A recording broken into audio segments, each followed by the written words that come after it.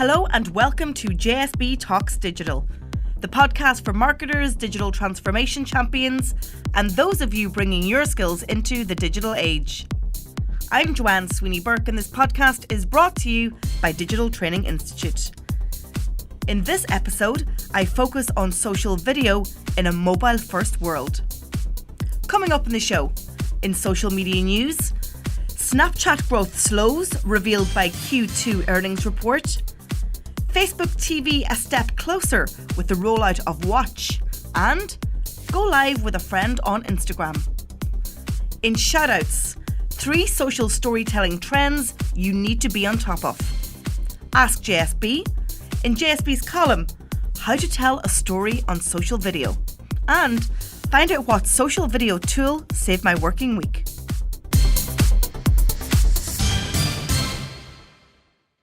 Social media news.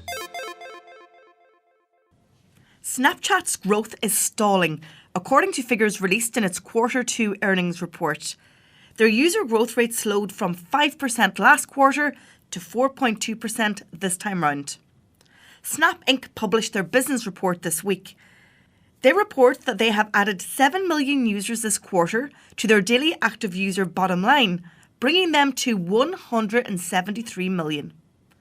But if you compare this to their biggest rivals, you can see that Facebook added 41 million daily active users in the same period, while Instagram Stories added 100 million daily users since January. But Snapchat execs are focusing on engagement levels, trying, to differentiate themselves from other social networks. They remind us that users are spending 30 minutes per day in the app. Facebook TV has arrived. This week they started to roll out their new Watch tab, which will show original shows. The content is produced exclusively by its partners, who earn 55% of ad break revenue, while Facebook keeps the remainder. A small number of US users have Watch available to them right now on mobile, desktop, and Facebook's TV apps. Instagram is adding to its live video capabilities with the introduction of their new Go Live with a Friend feature.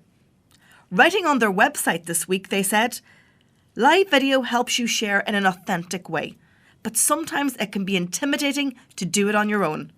So, starting today, we're testing a fun way to go live with a friend. Now you can hang out and go live together, whether you're just doing homework or catching up on your day." So that's it. Another day, another live video feature. Interview. Amanda Webb, you're very welcome to JSB Talks Digital. Thank you so much for joining me. Thanks for having me. I'm excited. So today we're talking about storytelling and social video. So for many years, we've been talking about storytelling in general on social media.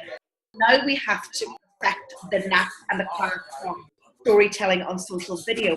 And you're a natural storyteller, and I love your digital coffee live that you do every week on Facebook. Tell me about your own techniques and how you put that together. I think I've been doing video online pretty much as long as I've had the business, which I think is 9 years this year. And that was always something that came naturally to me. I studied TV and film in college. I used to work in the film business, so that never fazed me. It did faze me to go live. Because everything I'd learned about video, I had to kind of change. So it took me a long time to get the guts to go live, because if something goes wrong, you say something stupid, there's no going back, that's it. So now every week things go wrong and I say something stupid, and I don't mind, because that's kind of part of the joy of Facebook live video. And that was the first thing to get over. To do that, I used Snapchat obsessively, because I figured if I could do it in 10-second chunks, I could do it in half an hour, which is the length of my show now. So that's how I got used to being in front of the camera live. I know you're a big Snapchatter. I don't use it anymore because it did its thing. That's all I needed it for. So that was really useful. I think the challenge for businesses doing live is it's not enough just to sit in front of the camera and talk and be a talking head. You need to plan something. You need to know what you're going to talk about. You need to make sure there's takeaways for anyone that's watching it. What are they going to learn from this? As much as possible, you shouldn't sit down. I'm a big believer in standing up and doing my Facebook Live, which is why I still do it from my phone. I don't use any fancy tools because I can mount that high. I'm on tripod. And the reason for that is you've got to keep it visually interesting. When you're shooting other video, you can cut from shot to shot to shot, which keeps people interested in what you're doing. When you're doing it live, you can't cut to a close-up. You can't cut to something else going on. So when you stand up, that gives you the chance to change the distance between you and the viewer, which can keep it interesting.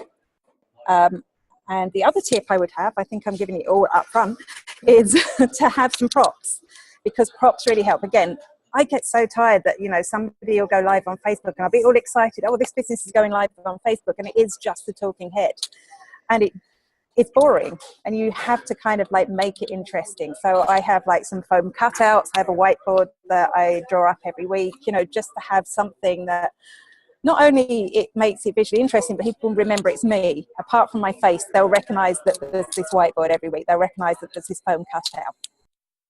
And it's quite interesting. You come from a TV and film background, and I come from a radio and journalism background. And while we kind of have to deconstruct some of what we learned, a lot of it is actually still relevant. And I think especially the part about format and planning and consistency. A radio station or a TV show doesn't change their jingle every single week. Tell me about how you come up with your format. I think initially, my first Facebook Live was me sitting in front of the camera, really posh. Like, my mum would be proud of me, like, talking through what I thought we could use Facebook Live for. And it's only just over a year ago. It was St. Patrick's Day. So, St. Patrick's Day 2016. But that was just me testing it out. I think after that, I wanted to, like you said, I wanted to make it a regular show, because if you make it a regular show, people will tune in. And most Fridays I do it, and if I don't, I tell people I'm not going to be doing it, because they learn to expect this is going to be your weekly news show. Sometimes I'll be in another country and I can't rely on the internet, but I have done shows from the middle of Dublin and such, like, when I've been able to. So that's the first thing, if you make it like a regular show that people will tune into. So that was my decision. I decided I was going to make it a news show, because that would give me something interesting to talk about every week. And social media flies, there's something new almost every day. I could do a daily news show, really, but I wouldn't have the time. So it gives me something every week that people want to tune into, because it's going to be useful for them. People had said to me they like the way that I always know what's going on, so I knew it would be a good hook to get people in. And then timing-wise, I got it completely wrong to start with. I used to do it at 4 p.m. And 4 p.m. on a Friday, nobody wants to watch a Facebook Live. Everyone's thinking about going home. And it was a friend of mine that said, look, I think you should do it in the mornings. And I was saying, what about the Americans? Because that's always what you think, as if like there were hundreds of Americans tuning into my show. One maybe. So making it a coffee time for my Irish audience, it is sit down, have a cup of coffee, let's talk about the social media news. And that was it. And I think it's the interaction that keeps me going. I'm no longer posh in front of the camera, because there's people talking to me back, and I feel like it's normal. And how do you think then having your weekly show has contributed to your business, and what did you want it to do for you? Initially, I was just trying it because it was this new thing. And I tried Periscope first, and it didn't get the traction of Facebook, because my audience is very Facebooky. Although, like, I spend a lot of time on Twitter, Periscope wasn't really linked into Twitter then, it was very different. So my existing audience was on Facebook. So that was the first thing. But what it's really done, which was kind of a surprise to me, is it's really built a stronger community. So the people who tune in, I may have known already. So actually, I have lots of people tuning in that I've never met now. But the people I knew, I may have known already, and they may have seen my stuff online, and we may have tweeted each other. But there's something about live that makes people feel really connected with you. Once they've actually seen you on the screen, they've typed something into the box and you've said something back. There is that strong connection. So not only has it broadened the base of people that know who I am and what I do, but it's also formed stronger connections. So that works both ways. Those people will refer work my way, I refer work their way. And I think it's just relationship building. That's what it is on a larger scale, because you're reaching more people. So you have decided to go with a news show, a social media news show. If you were advising one of your corporate or public sector clients, the biggest challenge I think they have is, well, what story will I tell? Or we don't even have a story. There's a story in everyone. Is it something that they have to discover for themselves, or what's their starting point? And I think that's it. It's what have you got that can help people out? It's really just like blogging or any other content you're creating. What questions do your customer have? What information do they need the answers to? What information is going to be useful to them that you can provide? What's your opinion on going live for live's sake and not really thinking about it? I'd love to say it was a really bad idea, but sometimes it can really work. It's, if something, I think firstly you need to be careful. You need to know what it is that you are willing to share, because I do think there's sometimes a little bit of oversharing out there, or once it's live, there's no editing. So you could have regrets. But what is it that you want to share? If something really important happens and you feel like you need to share information about that because it'll help your customers, I think just go ahead, go live and do it. Having said that, you should always have a plan, even if it's off the cuff. Why is it that you're going live? What is it that you want people to do? Do you want them to just know about this bit of information that's come out? Do you want to make sure that everyone in your target market is aware that you're on top of this stuff? Or is it a fact that you just need to, for brand awareness, you want to throw it out there, something else? But you need to have an idea of what it is that you're going to say when you go live. And is it important to repurpose your live videos and maybe take out some key quotes or boost it with some advertising, or repurpose it into other social content?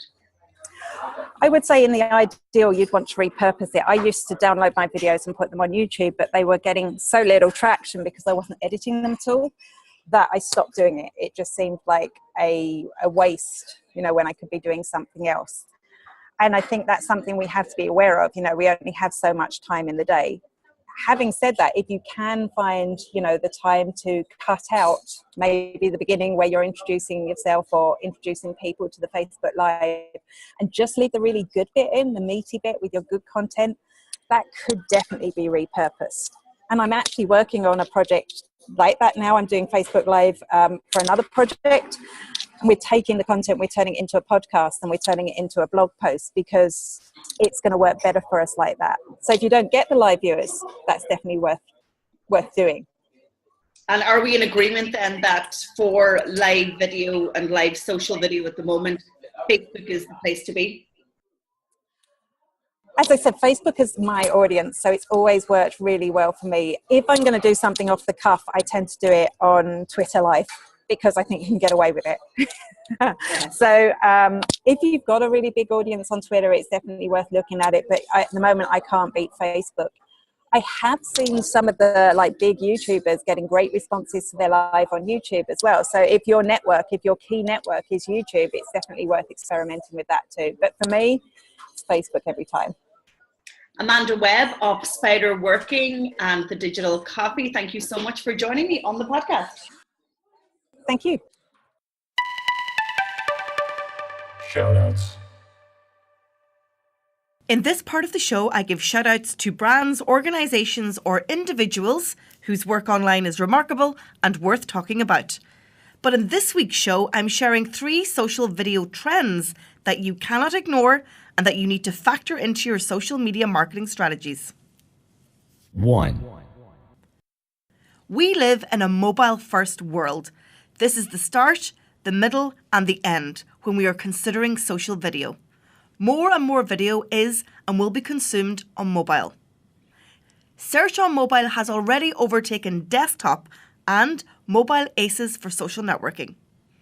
As far as video is concerned, video software company Animoto conducted research which found that 64% of consumers say watching a marketing video on Facebook has influenced a purchase decision in the last month. 92% of marketers make videos with assets they already have. And 81% of marketers are optimizing their social videos for mobile viewership, including 39% who say that they are creating square and or vertical videos. 2. By 2019, video content will be the driving factor behind 85% of search traffic in the US. Whether it's Snapchat, Instagram or Facebook, video content on social media is what us marketers need to focus on. Consumers are telling us that they want more video, and advertisers are investing in both the production of video and also advertising campaigns to promote their video content. In episode 59 of JSB Talks Digital, I reported how 87% of Facebook's ad revenue now comes from mobile advertising. 3. Do you want to battle through the algorithms? Most of the social networks are now giving priority to video content as well as constantly adding new video capabilities. This trend will continue, and as marketers, we need to understand how social video is improving engagement and what impact it's having on conversions. What's your social video strategy, or do you even have one?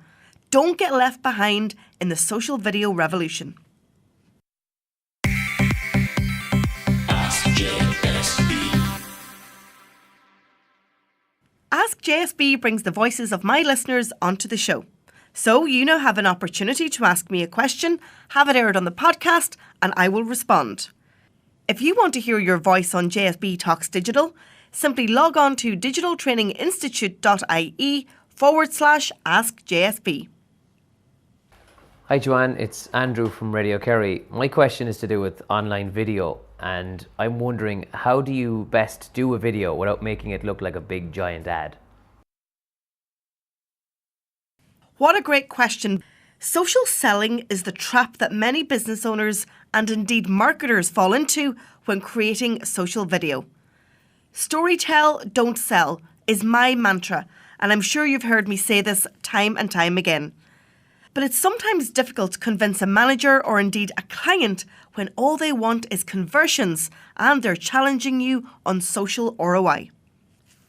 So here's my top 3 tips to storytell on social video. Number 1, craft your why. Ask yourself, why am I creating this video? Be clear with one single message. 2, who's the character? A story always has a main character. Decide on who that's going to be. And 3, ask yourself, so what? The viewer must be left with an aha moment or a learning that they didn't have before they tapped play. This is the value piece. They gave you their time and attention. What have you given them in return? Why don't you create a video with these tips, share it on your Facebook page and tag me. JSB's column. In today's column, I'm sharing the ABCs of social video storytelling. Social video is an increasingly critical component of any digital marketing strategy. With 74% of online traffic projected to come from video this year, this content form has to become part of your marketing mix to really engage your consumers. In the words of Gary Vaynerchuk, no matter what you're selling, no matter what your company does, if you don't have a video marketing strategy for the biggest video platforms, you are going to lose. So, how do you create a video to share on social media anyway? Well, it starts with a story, like anything. Consumers are more engaged than ever with their favourite brands. But when they check out a video, they want to know your story. Make sure your video incorporates these fundamentals to really engage your customers and tell your story well. So how do you discover your story? That's one of the biggest questions that I'm always asked. First, make sure you have a good story to tell. There are literally hundreds of ways you can weave your brand message into an interesting story. And it isn't all about the plotline. Like all great marketing content, your story needs to be both informative and entertaining. With video, you can show your customers something they've never seen before, even if it feels mundane to you. It provides a great place to present old ideas in new ways or take a fresh approach to everyday problems. So, here's a JSB top tip. It doesn't have to be product-based to bring value to your marketing campaign. Your story should reach viewers where they are while showing them something new. Here are some story ideas that you could bring to the screen. What about a fictional series that touches on subjects your viewers are familiar with? This is a great place to inject some humour into your marketing. How about expert interviews? just like the ones I have on my podcast. Take your consumers behind the scenes. Tell them real life stories in real time. I also love tutorials and how-tos. And as you know, how-to is one of the biggest search terms on Google and on YouTube. Share customer success stories. You don't want to overdo it here, but it doesn't hurt to take a few of your most satisfied clients and put together a couple of videos featuring their success with your product or your service. As a former journalist, I love documentary-style stories, using simple narration, visually stunning video, and the raw reality of your subject matter. Finally, industry news. Prove that you are at the cutting edge of the knowledge that's happening in your sector. I love a good story, but so does everybody else. So why don't you craft your social video story using my top tips? Social media tool of the week. The social video tool that saved my working week this week is Wondershare Filmora. Who doesn't love a GIF? GIFs are a great way to make a statement or express an emotion, and they're also highly engaging on social news feeds. They're kind of like emojis with their impact.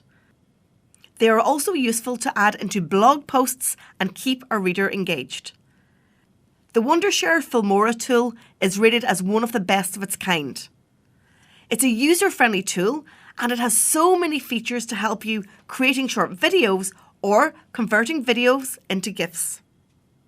Here are some of the reasons why I love it. It's very easy to use. You can actually create GIFs from still images. You can create GIFs from videos, and you can also edit your GIFs. Find out more at filmora.wondershare.com or watch the tutorial video on the blog post associated with this podcast over at digitaltraining.ie.